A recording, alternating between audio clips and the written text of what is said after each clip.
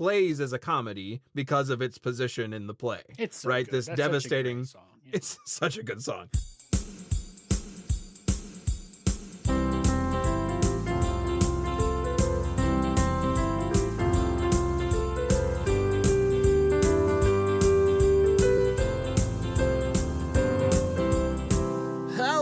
Everyone, and welcome back to No Script, an unscripted conversation about theater's best scripts. I'm Jackson. I'm here with Jacob. We're here, start of the season, new year. Who this? Wow, here we go. I don't know. Have we ever tested how well clapping, comes across in the episode? Yeah, light golf clap in the background. Yeah, welcome to the beginning of the season. That's thrilling. Season 16. Holy smokes! Here we go. Season 16. I don't know how many. What is the hundreds? We're in the. We are in the 300s, if you can believe it or not. I just had occasion to write that number down for some other opportunities, and it was like I put 300 plus episodes. It was like, oh my gosh. My goodness. Listen, how many hours did they say you have to put in to be an expert at something? I mean, we're getting, we got to be getting up there, man. Right. Regardless of the veracity of that research, we are getting up there. And excited to be jumping into the season of new conversations, new plays, new scripts. Excited to be having the chance to share these conversations with all of you once again as we continue to talk about plays that we love and we hope that you love too. We have got just a great season of plays ahead of us, having looked it over and worked on it in the off season and preparing that. It's just going to be awesome. I know we have just great scripts. We are starting with one that is, I think before we started recording, Jackson said, in the cultural zeitgeist, right? We are talking about one that certainly is a title you may have heard. Whether or not you know the music or are intimately familiar with the story, you're going to know the title. You're going to recognize the names for sure. And you may have even a little more familiarity with this title right now. Yeah, exactly. This particular play that we are talking about today is Merrily We Roll Along by Stephen Sondheim. How many seconds do we get of music for copyright? Like, can I go, Merrily We Roll Along, and then we're done? That's probably, we're pushing it. You get a cease and desist from the song. So, hey, if you're listening to this in a couple of months and there's a weird gap, like 10 seconds ago, you will know what happened. We received a cease and desist from Broadway Theatrical or whoever owns the rights right now. Had to go and re-upload the episode. But yes, excited to be chatting about it today. And the kind of like current cultural moment around it is, at least at the recording of this, and certainly we're not releasing too long afterwards. Very recently, a month or two ago, the filmed version of the most recent stage play of this was put out in theaters. It is sadly not out on streaming services as of recording, but soon will be, I believe. There's a little coming soon next to its title on Apple TV right now. So excited that will be out soon, and excited to be able to chat about it because it's so close to that moment. Yeah, this 23 Broadway production started off Broadway in 22, directed by Maria Friedman. I'm going to talk a little bit more about it in the context section, but this is the one that, if your algorithm feeds you Broadway stuff, you've probably seen. This has got Jonathan Groff, Daniel Radcliffe, Lindsay Mendez, tremendous production of the musical. And it actually has kind of a strange history in the life of the musical that'll be fun to talk about. And yeah, it just was recorded by the same folks that did the recording of Hamilton. So it'll be a really high quality recording, maybe regardless of some of our tenuous feelings about recording live stage shows like that. I'm sure it will be an incredible experience. But, if you're listening and you are a long time no script, let's call them no script purists, you might know that we usually begin our seasons with either a Lynn Nottage play or the most recent Pulitzer Prize winner, depending on what we can get our hands on. Well, listen, the most recent Pulitzer Prize winner, we can't get our hands on the script right now. So that's sort of A. Eventually, we will talk about that great Brandon Jacob Jenkins play Purpose. That will come up whenever we can get access to the script. In the meantime, we decided to cheat a little bit because Merrily We Roll Along has just come out. But here's what I will say. In Merrily We Roll Along, one of the three main characters, Charlie Kringus, is a playwright. And in the plot of Merrily We Roll Along, he does win the Pulitzer Prize for drama. It's true. It's So true. we just decided to cheat and say, because in the story he wins the Pulitzer Prize, even though Merrily We Roll Along did not, that we're going to count that for the beginning of the season episode. Yeah. A playwright winning a Pulitzer is mentioned in this play. Yeah, it's a big part of it. It's like it's in the whole opening for scene. sure. Yeah, It's early. Yeah, it's early, so you remember it. And Did we want to do a big popular musical as the first episode of the season with the name Stephen Sondheim on it? Yes. Sure. But we have to stay Also true to our that. roots. So there is a Pulitzer Prize passingly mentioned in the context of the All story. right. Yes, absolutely. So definitely excited for the chance to have a moment to talk about it. Certainly a well-known play. Certainly in the moment, a well-known play. Great songs, great lyrics, and phenomenal characters with a really great way of moving through time with these characters' stories. So excited for the chance to talk about I mean, of course, it's Sondheim, right? Just fabulous songs. And yeah, a backwards reverse chronology that'll be, I assume, quite a fair bit of our conversation to come. So that'll be great. Before we dive too much more into it, I do want to, for the first time this season, ask you to head on over to our Patreon page. That is patreon.com/noscriptpodcast, all one word. No hyphens, no underscores. If you are a patron already, then you've known that this was going to be the first episode of the season for quite a while. We have put out the first group of plays that we are talking about to our patrons. It's one of the perks is advance notice on what is coming up on the podcast. There's other stuff. Look at it over there. You know how Patreon works. You choose a different tier, and that tier is like a monthly amount that you give to the running of the show. Our podcast, we've been doing this since 2018. And all that time, the lowest tier has been $1 a month. $1 a month, $12 over the course of the year. You won't even notice it. I said a lot, and I haven't said recently, but I'll say again. There are, I think most people I know, if I was like, hey, I really need $12, they'd be like, sure, here's $12. What are you talking about, right? So, hey, to you, listener, we really need $12. Patreon is how we support the running of this show. It's what makes doing it possible. We love to do it, but it is just simply not possible for us to do without that financial support on Patreon. So big thank you to our patrons. You make doing the show possible. If that's not you yet, please check it out. Patreon.com/noscriptpodcast. And now back to the script. Here we go. So interesting, diving in point for the context of Merrily We Roll Along. If you're new to us, if you're discovering the podcast because you're connected to it because of the recording or new to the season, we always start our conversations with a little bit of context about the playwrights, the history of the piece as a performance piece, and then a synopsis of the plot. These are just ways for us to dive in so we have some basis for the discussion we're about to have. So, we already talked about Stephen Sondheim and George Furth on the podcast, so I won't be doing a full playwright synopsis on them. Check them out in Company, because Furth and Sondheim's big collaboration before this was Company, and actually they also collaborated with Hal Prince, who directed the Broadway opening of this as well. And Company is interesting because it is also not a traditional linear chronological action causes action musical. Company is what we call a concept musical, and this musical is not really a concept musical, but it's also not like a traditional narrative story in the same way, for reasons that we'll talk about. And also, as I was listening to this, like the music, as I was reading along, I was like, this does sound like Company.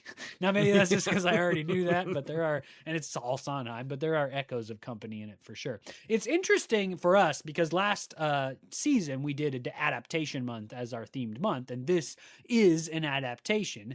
And I talked with Grace Yurchuk about her Julius Caesar musical as our special guest last season. And one of the things that she talked about is Sondheim's advice for young composers. And one of the things that he suggests is that an early project, you adapt an existing play. Actually, he suggests you adapt a good play and then you adapt a bad play. And I don't know whether the play this is based on is good or bad. I don't really have any familiarity with it. But it was interesting to be doing this, knowing about the conversation I had with Grace, where that was a very specific Sondheim recommendation. Adapt a play as your source material. And he does that here. This is based on a 1934 play by the famous comedy duo Kaufman and Hart. Kaufman and Hart of You Can't Take It With You wrote a play that Merrily We Roll Along, which also has a backward chronology, also has a group of 3 artist friends. That's close to it in terms of the adaptation pulled from. They changed quite a bit of other stuff, including even the professions, other than that they're artists. But interesting that comes out of that. So this opens in 1981 on Broadway, directed by Hal Prince, and it is a total flop. I mean, especially after the success that they all had in Company, they sort of, I think, probably expected some more success from Merrily We Roll Along, which shares some elements. I will say, and this is all I'm going to say about it, if you're interested, just go read a little bit about Hal Prince's concept for that production, and you decide for yourself whether you think that had much of a chance of success or not. You just check that out, decide for yourself. It was also, I mean, the book, the libretto, and the songs were not the same as now. That is often the case. It went through several major revisions, and it does seem like the revisions to this musical over time really strengthened it in certain areas where that original production were not very strong. So I won't say it's all on Prince. I think Sondheim and Furth would say that they were missing some stuff, and they took out some stuff that didn't really work. There's a UK premiere in 1983. In 1985, it goes up at La Jolla in San Diego, and that's where you see the first big group of major revisions. Including, I think they added the 2 Growing Up songs for that La Jolla production, which are really memorable songs in the musical. So you can see its early version was not quite the same as what it is now. 1990 at Arena Stage in DC. In 1992, and this is where we're going to start tracking a subplot here, there is a Haymarket Theater production in Leicester starring, and remember this name, I've already mentioned it, Maria Friedman. Okay, yep, got it. Maria Friedman. Yep. Okay, so after that, various other productions off-Broadway, 1994 at the New York Theater. It's in Sydney, Australia in 96. There's a West End premiere in 2000, which wins the Olivier Award. There's a Kennedy Center production, what was called the Kennedy Center production, different conversation, in 2002. That production had Raul Esparza in it. Raul Esparza, of course, in a famous production of Company, so you see the kind of connection Raul Esparza's career has with Sondheim. Signature Theater in 2007 and 2010 at Actors Co-op in LA. Okay, now we're back. 2012. Maria Friedman, who was in the who was in it at the Haymarket Theater in Leicester in 92. In 2012, 20 years later, directs a production of Merrily We Roll Along at London's very strangely named, but very famous theater, the Minor Chocolate Factory, which is an off-West End theater. That production, rave reviews, great success, transfers to the West End. That's in 2012. Okay, keep that in mind. We'll be back. Also in 2012, James Lapine directs it for Encores in New York City. And the Cincinnati Playhouse in the Park in 2012 does a production that I want to learn more about at some point with actor-musicians. Actor-musicianship is kind of an oft-returned-to idea for how to produce Sondheim musicals. The famous Company production with Raul Esparza, for example, is an actor-musician-based production. So I just am curious about that. In the musical, Frank plays the piano all the time, so there's an inherent actor-musicianship, but it seems like it's more broad than that in the concept. In 2017, we're back. Huntington Theater in Boston produces Maria Friedman's version of Merrily We Roll Along from that 2012 West End premiere. Okay, there's that. Now we're off again. 2019, off-Broadway at the Roundabout Theater. Now we're back. 2022. New York Theater Workshop, off-Broadway, does the production we are now all familiar with, starring Jonathan Groff, Daniel Radcliffe, Lindsay Mendez, directed by Maria Friedman. It ends up transferring to Broadway at the Hudson in 2023. It wins 4 Tony Awards, including Best Revival of a Musical. It's now filmed. We're all seeing it. That's how we started our conversation. But that project starts with Maria Friedman being in the show in 1992.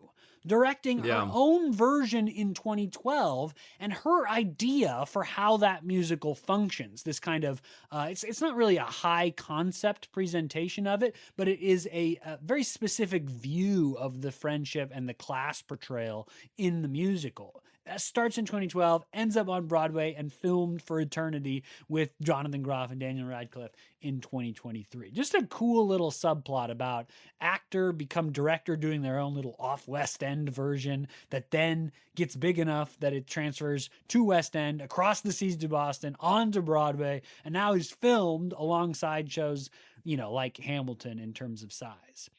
One last thing that I just think is interesting. I don't know that there's much more to say about it right now. They're filming an adaptation of Merrily We Roll Along as we speak, but we will not see it for a long, long, long time. It stars Paul Mescal, Beanie Feldstein, and Ben Platt.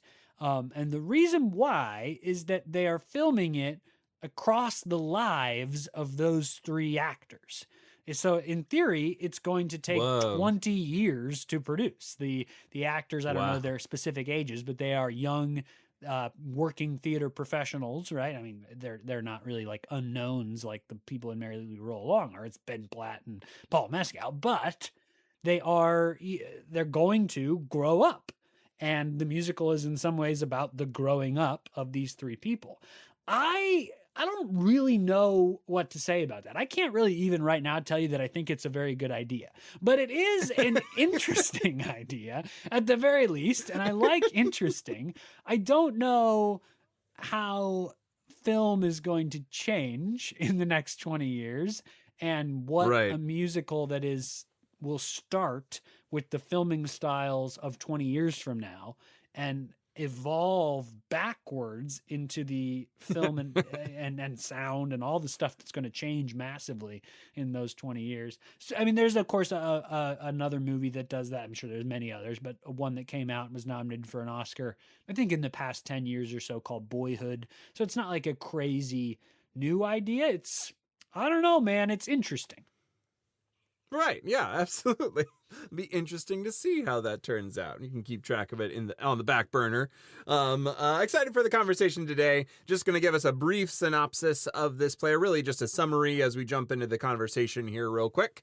This play, as you probably already know, or maybe just have picked up from the context so far, is a play that centers on 3 characters. We've got Frank, Charlie, and Mary. Now, these 3 friends meet early on. I'm going to give you just like the short version of the very short version of the synopsis. But you know what's tricky and then reverse is like it. Even the sentence you just said, they meet early on.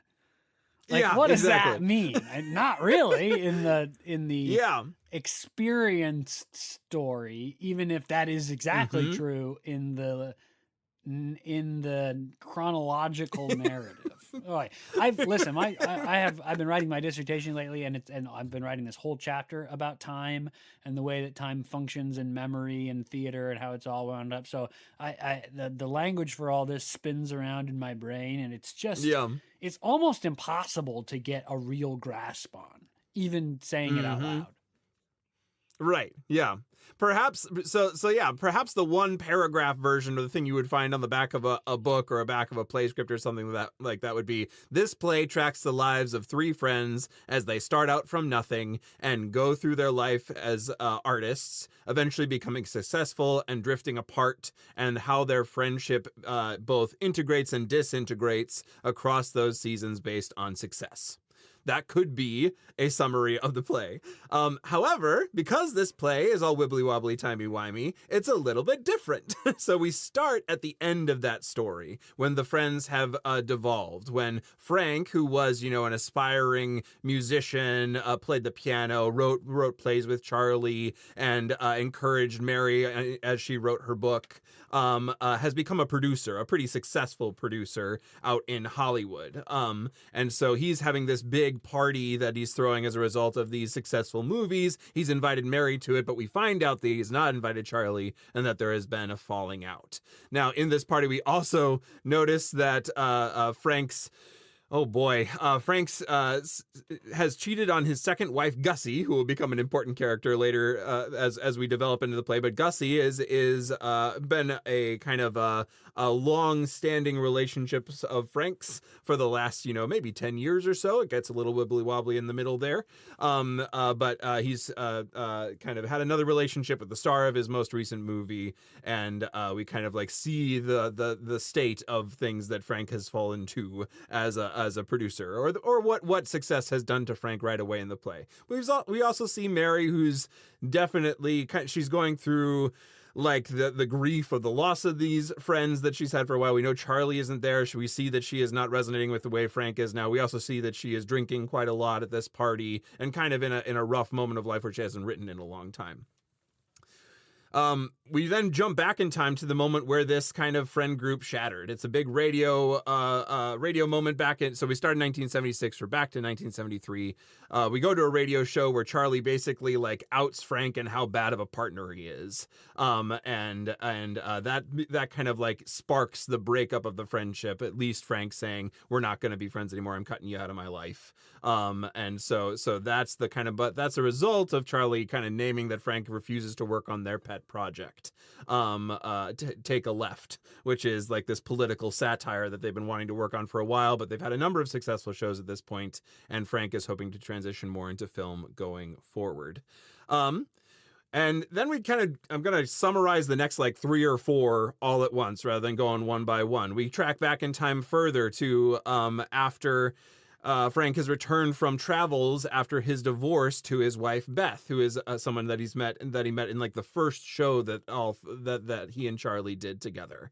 So he's returned from travels with a successful film contract for he and Charlie's play. He convinces Charlie to do the film, even amidst some hesitation from Charlie. What is also clear in this scene is that he and Gussie are going to Gussie's leaving her husband Joe, who's the producer of a lot of the artistic endeavors that they have done, to be with Frank, and that's kind of new news to Mary in this scene, and it hits her pretty hard, because the previous scene was the court case where Frank and his wife Beth had broken up, and the friends had supported Frank during that whole process. But pretty like that's the end of Act 1. It's kind of a heart-wrenching scene in the courthouse where Beth and Frankie, Frank's son, are kind of like in this scene, and we're seeing this family break up as a result of him sleeping with Gussie, and the kind of affair that has developed as a result of the start of Act 2. Here we go. Time is getting crazy, which is Gussie stars in the first big show that Frank and Charlie put together, and Frank and she have an affair backstage at the end of opening night. That is kind of the like kickoff of that affair, and the same night that Charlie's wife Evelyn is having a baby, so everyone leaves except for Frank and Gussie, who kind of start this affair that night. One more jump back, or another jump back in time. We hit this party where Gussie pitches the play to them and pitches her starring it, kind of plucks Frank out of obscurity. And then right before that, we're at the show of obscurity, right? The review that they all did together, where Gussie and her husband Joe saw them for the first time in a play, and kind of that first introduction to the duo at least, and eventually Mary as well. We jump back 2 more times. So this is the second last one, 1958. We're getting like the backstory of the 3 of them all working as young artists together, writing plays, writing books, writing for a magazine. Eventually, the idea of this review that like centers on the Kennedys, or at least the song that we see centers on the Kennedys, kind of a political current moment sort of a play. That is a review in a club that they're all working on together. That we see them auditioning for Joe, and Joe saying that your music doesn't have any like good hook in it. Which we've talked about before, but that is a commonly leveled criticism at Sondheim from kind of the day, right? They talk about how there's a famous quote. I can't come up with it now. We've talked about it in previous episodes. Somebody said essentially that Sondheim's musicals, well, okay, yeah, they're fine, but he can't write a simple, hummable tune. That's a phrase that I distinctly remember. And I mean, Sondheim excoriates them in this number, Yeah. the producer Joe. The number is basically him going like, you can't come up with a simple, hummable tune, buddy. Right. And it's brutal, man. Yep, for sure. Yep. And then one more jump back in time, we see them at kind of the as early a meeting as these three had, with Frank and Charlie on the roof kind of saying for the first time they want to, as they wait for, I believe it's Halley's Comet. Sputnik, I think, yeah. Oh, no, you're right. Sputnik, yes. A celestial body, just a man-made one. So they're kind of talking about wanting to do a play together for the first time, and trying to figure out moving in together as a result of both of them kind of entering into a new stage of life. But then Mary comes up on the roof as well, as she's just kind of in this apartment complex. We also meet Evelyn in this scene briefly as well, who is Mary's roommate. But the three of them, Mary, Frank, and Charlie, are all up on the roof together and kind of forming this bond for the first time around kind of artistic vision a little bit, but also because she's heard them playing music through the walls and she tells them that she's a writer, but also this kind of moment of kind of looking at the stars together. Last bit of summary before we jump into the conversation: the motifs of this play, just to note that it's a musical. There's a number of motifs that kind of tie us together across this timeline. The song Merrily We Roll Along is a big one. It keeps coming back as transition music. So transition 1, 2, 3, 4, I think there's 7 transitions back in time. And we're kind of constantly held in these transitions by this recurring motif of Merrily We Roll Along. The other two big motifs in this play are the song Old Friends and Growing Up. Both of them appear multiple times. They both have reprises. They both hit at various moments. And interestingly, tracking back in time, especially Growing Up, has like a really interesting track because it's one of the like more tender first ballads that we hear in the play. But seeing where it shows up for the first time, because Frank starts it at the end of the play, but Gussie is the one that sings it for the first time, which is the last time in the play. Fascinating with the time business. So those are the motifs, though, that follow us through the whole play. No, and I think you're really right to point out the way the different reoccurring songs work. That's obviously very common in musicals, right? You sing a song or a melody or a particular lyrical refrain in one context, and then later in the musical, it's transformed to mean a different thing in a different context. Usually that works, not always, but usually by the first context, it's something delightful and fun, and in the second context, it means something heartbreaking. There's a new additional layer to it. One of the things that happens in Merrily We Roll Along is the opposite, right? We hear these songs in their heart, like the song that Beth sings when she is in front of the courthouse and she's telling Frank that, you know, all the reasons why, how he's hurt her, what their relationship is. It's a song about how it was great, it was good, we were in love, but everything comes to an end, right? That song, that's very common to see that kind of song, and that it's precursed in a different musical by a happy version of that song, right? Well, in this musical, as we go back in time, they sing some of those same lyrics, melodies, refrains at their wedding to mean a happy thing.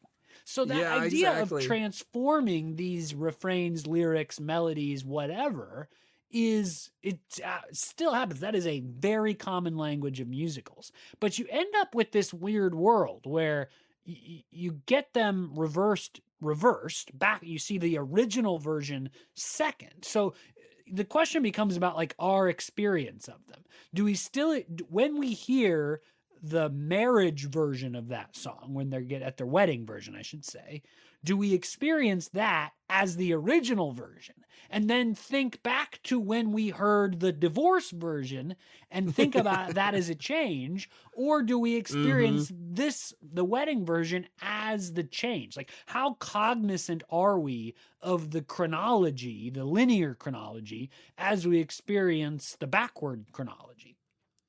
Right. Yeah. And yeah, which one informs the other? Because I think the answer is different. It's obviously different for the characters than it is for the audience, which is a fascinating experience. Because most of the time we're developing awareness alongside the characters as the plot moves forward in time. But there's kind of this like gotcha moment that is a result of kind of this order of things as we see something, and it might be heartbreaking. But then when we get the full context that the characters are working with, your brain is doing this like leapfrogging back and forth through time, being like, oh, this is touching in its own way, but also this informs what happened later so much more than I ever knew. It's a fascinating experience to get to be a part of. Well, right. So, like the phrase, one of them that they sing between the wedding and the divorce is this phrase, "When will it end?" or "When does it end?" Right? Which, in the context, when you first hear it, in the context of the divorce, is like, I mean, wrenching, right? She's singing about, Mm-hmm. we were in love, it was really good, but how was I to know when I was young that you were going to do this and it was going to end up being so heartbreaking, that the end was going to hurt like this, that all of that great stuff we had was going to be like this. But then at their wedding they sing, you know, not a single day goes by, it looks like you'll stay, I keep thinking, when does it end? They sing that at their wedding, and now it's lovely and beautiful, and this Right. like incredible sentiment that really the subtext is, we don't think it will ever end, or I'm suspicious that it is going, that it's so good right now that it can't last, but I want to live in the good that's there right now. And again, that's a very normal kind of transformation in a musical. Theater's all about transformation. You see this all Mm-hmm. the time in linear musicals, but it's the other way around. You get the wedding version first, and then the sad, changed, transformed, new context version. And then in a lot of musicals, you sort of get it back at the end. But it is Mm-hmm. fascinating to me that Sondheim is relying on these very common musical structures. And to be fair to Sondheim, some of them are musical structures he helped invent. But he is, you know, he's relying on that. We're so familiar with that as a language, but he's made it backwards. And the reverse chronology is from the play, but he's doing some really interesting things with it. Yeah, yep. The other like big one that stands out to me is this line. It happens in the first scene of the first act of the play. Someone asks Frank, what advice do you have for a writer? And he kind of gives this like, you know, like when you hear it for the first time and imagine the opportunity is there for the actor to portray it this way, it's almost cringeworthy. It's like, write what you know. No, don't just write what you know. Write what you know. Yeah, and he Um, like points to his head and his heart. Yeah, it is a little. yeah, And yeah. Gussie, who's there, and at this, it's the end of their relationship, so she's very cynical. She's very betrayed. Almost makes that exact comment, like, really. Yeah, yep, absolutely. And you know that's it's kind of an early moment in the play. It kind of just sits there.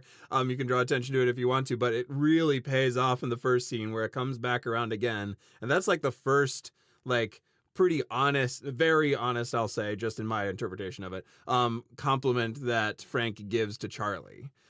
He says, I read after reading what you wrote, like you don't just write what you write what you know.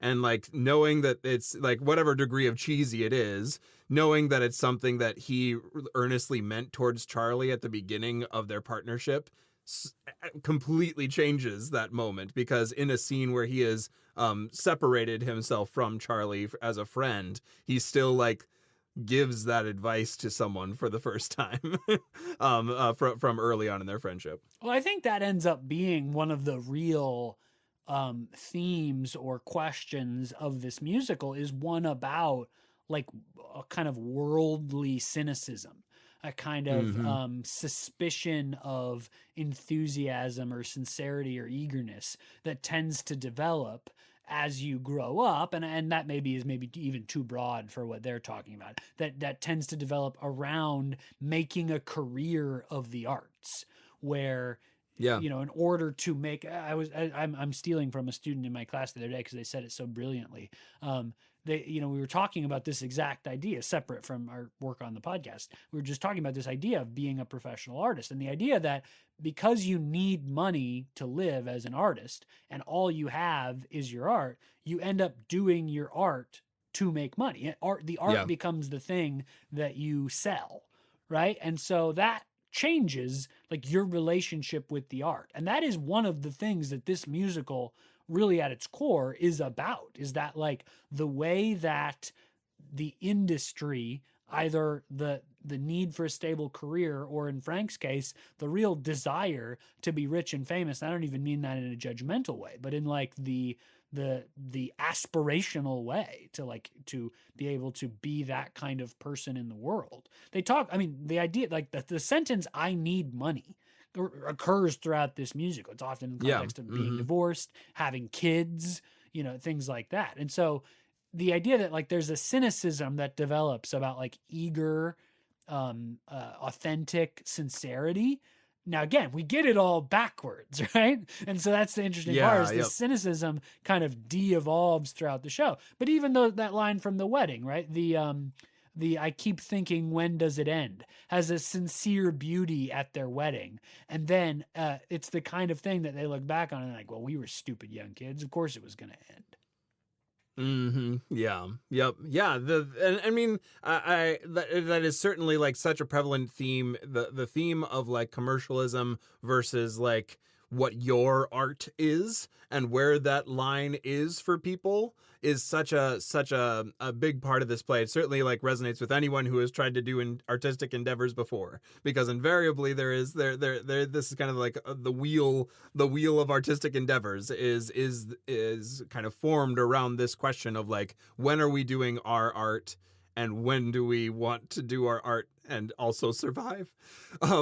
So I think that's certainly between Charlie and Frank. There is that like line crossed in various times and at different times for each of the characters. Yeah, and I even think like the investigation of like money and art is has more layers to it. There's like, is there a difference between working as a career that provides for your family, and and what does it mean to aspire to wealth and like industry influence? And is there like an additional layer there? But there's so many of the things that we because of the backward chronology, we see the consequences of things before we see the things that caused the consequences, right? That's just like a logical fact of telling a story backwards like this. And so there's lots of great, really smart like setups for that. For example, the end of Act 1 is this number at Frank, right outside the courtroom where Frank is getting divorced. It's a really bitter, really public, humiliating divorce. They're about to subpoena Gussie, who's going to get up on the stand in front of everybody Frank knows and reporters and essentially say, we had this torrid affair. And, the way lawyers are, they'll draw out every detail. So all of Frank's friends, Charlie, Mary especially, but then also the little entourage he keeps, are encouraging him to just settle, and which includes letting his family move to Houston away from him. He doesn't want to do that. So they sing him this song about the idea of just letting it go, how that's going to be better for you. They're talking him into going, just settle the divorce and go on this long cruise to try to get your mind right. And one of the things they sing, and it's kind of the theme of the song, this is just one example. They sing, it's called Burning Your Bridges. There's this whole little mini verse about how burning your bridges and starting over, leaving old things behind is a good thing. Like in context of that one scene and number, that's just, they're using tactics to try to convince him for what they think is best, right? But we, the audience, have the dramatic irony of knowing where that ends up, which is that becomes something that Frank does over and over through really the first half of the musical, but the second half of the linear story as he continues on in his career. He burns his bridges. He leaves old people behind. He changes. He starts over. So the whole thing is built on like a series of dramatic ironies where we hear something and we know down the road what's going to happen. Like at another point in one of the Old Friend variations of that refrain, they sing this line, "Nothing can kill old friends." Well, at this point, we, the audience, already know how the story ends with the friendship killed, right? So that experience of knowing where all of these decisions lead in a backwards glance memory type of way really becomes how we experience the story of the musical. Because in terms of a narrative, very hard to have one backwards. Yeah. Well, just even like the way that it works in this play is fascinating, because even just like telling a story, like me trying to summarize this play, like if you were to just like try to summarize it or like try to tell it to a group of people in the order that it's told, it doesn't work.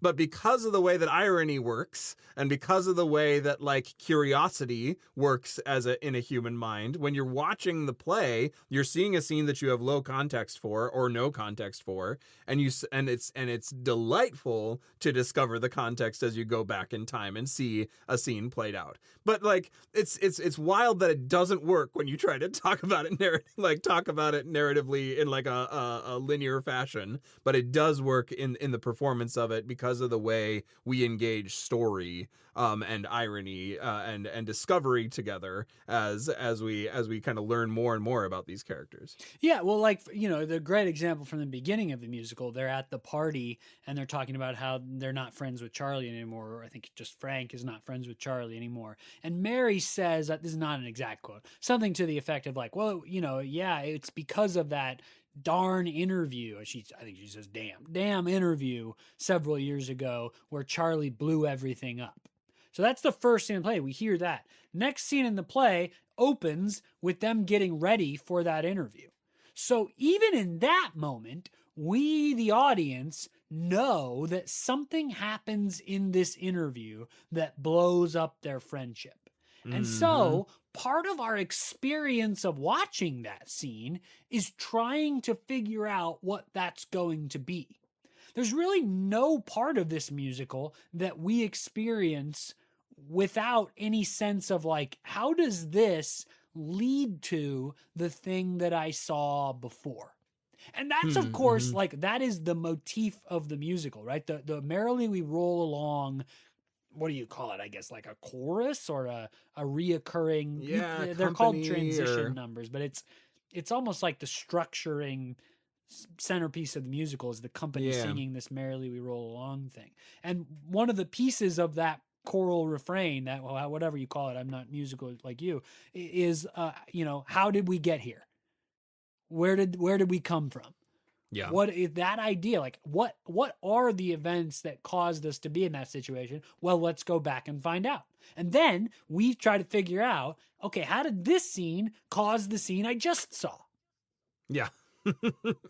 Yep. And try to piece together the pieces and learn more and more. It's wild, like, how many characters get woven into this story, like just by necessity. In summarizing, it's like, I probably talked about 3 to 5, but there's like so many like recurring characters that you learn things about as you go, down to like, the reporter who shows up to interview them at the catastrophic interview, shows up early on as in the courtroom as a reporter trying to like get the scoop on what's going on at the courthouse. So yeah, it's wild how all those pieces. It's an intense show, right? Like there's a lot of woven context, woven characters that weave their way through. You got to know what your the proper moment in time that you're emoting all the time and how it relates to later on, and also just like the technical prowess of some of these songs is sort of stunning. Yeah, and as with most Sondheim, it's musically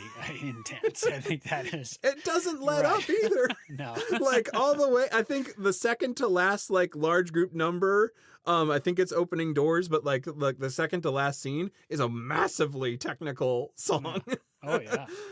It's like just it doesn't let up the whole time. But it is interesting because like this is where you gotta try to find the language to talk about this. The linear narrative of the story, like chronologically, that starts in Yeah. 1961, I believe, and ends in 1976. We're following it forward through time. It's a tragedy, right? It's very sad. It's about people who Yeah. once were eager and young and in love and deep friends, committed, falling apart, getting everything they ever wanted, but losing everything they ever wanted at the same time. We've talked about that as one of the great powers of dramatic writing, the ability for characters to get what they want and lose what they want at the same time. It's tragic, it's painful, it's sad, but that's not how we experience it, because Yeah. as we watch the musical, I mean, this is too basic an analysis, so just bear that in mind. But as we watch the musical, they get happier, Yeah. right? It's almost like I mean, they don't quite get married at the end like a comic or romantic story, but the ending, like, is it a happy ending? You know what I mean? Like, sort of, because of the way we're, yeah. And listen, this is not like the more common version of this that more people listening might be familiar with is going to be something like Last 5 Years, right? So for everybody out there that was like, oh, Last 5 Years was so brilliant and how they reversed time. Listen, whatever musical you're raving about, Sondheim already did it. Let's just say that out loud. Whatever cool thing you're coming up with, Sondheim already did it. So, saying that out loud, one of the things, and we may have talked about this when we talked about Last 5 Years, but one of the things that I've always thought about Last 5 Years is that it's really hard to follow Kathy's journey with the same emotional connection as you follow Jamie's, because Jamie's is going forward in time. It's an easier narrative where action leads to action. And because Kathy's is going backwards in time, it's more like a bunch of individual songs than it is like a connected story. Maybe you're listening, you agree or disagree with me on that, but that's something that I've always thought about that music. It's tough because you get a forward story and a backward story to really see the backward story in the same way. But this musical doesn't have that problem, right? So like in Last 5 Years, even though Kathy's story ends happy with their first date, you get at the same moment Jamie's very sad ending. And so there's Jamie's ending is sadder, and that's the one I'm more invested in because it's been linear. This musical doesn't have that problem. There is no forward story. It's all backwards. Right. So when you get to the end, which is really the beginning, and they're all friends again, there's like it's like everybody got married at the end. You know, there's almost like a sense of the great, like Shakespearean epic comedies where it's like happy ending after all the tragedy. Yeah, the pathos finally makes sense at the end of the play. The reason why you care is there at the end of the play, and you care for other reasons throughout the play too, but like the full context of why we care about these characters, especially starting, you know, at the end of the play with Frank there. Like for instance, the Frank Franklin Shepherd Incorporated number plays as a comedy because of its position in the play. It's so right. Good. This That's devastating song. Yeah. It's such a good song. It's a devastating takedown by Charlie of Frank and how terrible he is, or like brilliant and terrible he is as a writing partner. And like all the ways that this is a book line, not a song line, but it's so good when Charlie says, you know, and this is not an exact quote, but it's something to the effect of like, Frank is very good at music and he's very good at money, but there's other people out there who are better at money than Frank. Nobody's better than music at Frank. I think that is a brilliant little line by George Furth. Like, do what you're going to be the best at. That's very sharp. Absolutely. Yeah.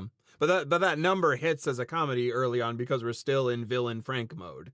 We're like, yeah, take him down, and we probably like a interpretation would be still in the category of like, yeah, that's fine. Charlie should take him down at that moment. Good job, Charlie. But like, you don't like if that was the in reverse order, and if this is a tragic structure rather than kind of a, you know, at least partially delightful Broadway musical that we get to laugh at, in the tragic structure, that would be like one of the climactic moments, right? And then 1976 is the denouement, the kind of fallout from these friends, kind of moving in cross purposes and following their goals. So absolutely, the way that this play like cues you up to engage in a different manner than maybe the tragedy of the linear story suggests is fascinating and very dependent upon the timeline. Yeah, well, and it's a great example of I don't even know what the climax of this musical is. Right. Because the most intense moment of their friendship, if the story is about their friendship across time, is that interview. You're exactly right. But that's, of course, the second song in the musical, or the second scene in the musical. So backwards, it probably is located somewhere in that extended almost montage sequence where they're all doing the thing they wanted to do, coming up against rejection and persevering anyway. It's probably located somewhere in there. I want to say too that they do such a great job in that first scene, the party scene for Frank's movie, setting all this up. There are some, once you know what's happening, there are just some great references to it. Like at one point, Frank is introducing the young actress that he's now having an affair with to Mary, his friend, not his wife, his Mary. And you learn later, of course, that Mary's been in love with him for years. So you look back on this differently. But Frank is introducing Meg to Mary. Frank says, "Mary is my deepest, closest, best friend in all the world. We go way back." That's what he says. Now, first of all, we go way back. Okay, well, this musical is going to go way back, so that's interesting. But then listen to how Mary responds. She says, "but seldom forward." That's, first of all, great line just in its own context, right? Right, yeah. Like our friendship is not progressing forward. It used to be this way, but it's not anymore. Just great quip, great line altogether. And as a line in the opening of this musical, it's brilliant. We go way back, but seldom forward. I mean, that is how sharp. Another great line in that scene. Frankus says, 20 years ago, this is actually a song, he's singing this. 20 years ago, who'd have guessed we'd be standing here? God, we'd have been so impressed. Well, part of what the musical does is test that theory. Are you sure? Let's go back and find out. Later, Frank says, if I could go back to the beginning, be starting over again, writing shows. If I could go back to the beginning, I would be starting over again. I'd be writing shows with Charlie. He says, if I could redo it all again, I'd do my life differently. Okay, well, let's find out. What are the choices that led you to this point in your life? I mean, there's just such great... Sondheim musicals are all so well constructed, and you look back for details like that, and there's just such great setup for this.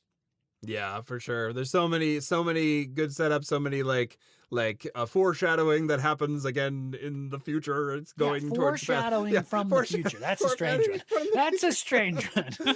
Yeah, absolutely.